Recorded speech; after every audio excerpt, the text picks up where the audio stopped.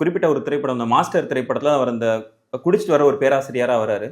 அதுலயே அவருக்கு ஒரு கேரக்டர் ஆர்க்கும் இருக்கு சார். அவர் நல்லவரா திருந்துறாரு அப்படின்ற மாதிரியான ஒரு இதை வந்து மக்களுக்கு சொல்ற ஒரு அட்வைஸா எடுத்துக்க கூடாதா சார்?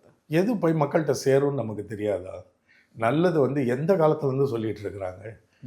இயேசு கிறிஸ்துக்கு 300 வருஷம் முன்னாடி பிறந்த புத்தால இருந்து, மகாவீர்ல இருந்து, இயேசு கிறிஸ்துல இருந்து, அதுக்கப்புறம் அந்த தத்துவ ஞானிகள்ல இருந்து, சாக்ரட்டிஸ், பிளாட்டோ, அரிஸ்டாட்டில்னு எல்லாரும் சொல்லிட்டு வந்தாங்க. காந்திஜி சொன்னாரு. இன்னைக்கு வரைக்கும் இருக்க வீட்டில் அவனோட சொந்த அப்பா சொல்ற வரைக்கும் அறிவுரை தான் சொல்லிட்டு இருக்கோம். அப்போ நாடு நல்லா இருந்திருக்கணுமே. உலகத்துல இந்தியாவில் ஒரு குற்றம் நடக்கக்கூடாது. நீங்க சொன்ன அண்ணா யூனிவர்சிட்டியோ கோவையில் நடந்த வன்புணர்வோ ஒன்று கூட நடந்திருக்க கூடாது. எல்லாம் நல்லவங்களா இருக்கணுமே.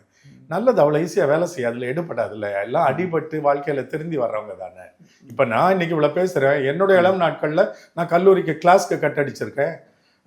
மாஸ்க் கட் அடிக்கிறதுக்கு நான் லீட் பண்ணுவேன். அப்போ எனக்கு அது பெரிய தேவையில்லாத விஷயம். படிப்பில் என்ன கவனம் செலுத்திருக்கலான்னு தோணுது. எல்லாருக்கும் அப்படி நடக்கும். இன்னைக்கு அவனுக்கு வந்து அவர் பண்ணது தெரிஞ்சிட்டாரு. அதனால நம்ம தண்ணி அடிக்கக்கூடாதுன்னு அவன் நினைக்க மாட்டான். தண்ணி அடிக்கிறது பெரிய தவறு இல்லை. ஆனால் நம்ம வந்து கெட்டவனுக்கு எதிராக இருக்கணுன்ற மாதிரி என்னெல்லாம் வரலாம். ஒவ்வொருத்தனும் ஒரு விதமா பார்ப்பான். இப்போ நடிகர் வரான்னு சொல்லி போய் நான் போய் என்னுடைய பையனோ பொண்ணோ செத்தாலும் பரவாயில்ல, நான் போய் ஒரு நடிகரை பார்க்கறதுக்கு நிற்பேனா? ஒரு தலைவரை பார்க்கறதுக்கு நான் நிற்க மாட்டேன். ஒவ்வொருத்தரும் ஒரு விதமா புரிஞ்சுக்குவோம். அவன் சரியா தான் புரிஞ்சுக்கணும்னு நீங்க எதிர்பார்க்க கூடாது.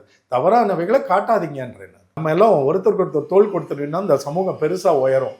உன் கல்வியிலையோ, உன்னோட சுகாதாரத்திலையோ, உன்னோட குடும்பம் மேம்படுறதுலையோ எங்கெங்க குறைபாடு இருக்குன்னு சொல்லு. அதுக்கு திட்டங்கள் தீட்டுவோம். நம்ம எல்லாம் சேர்ந்து உழைப்போம்.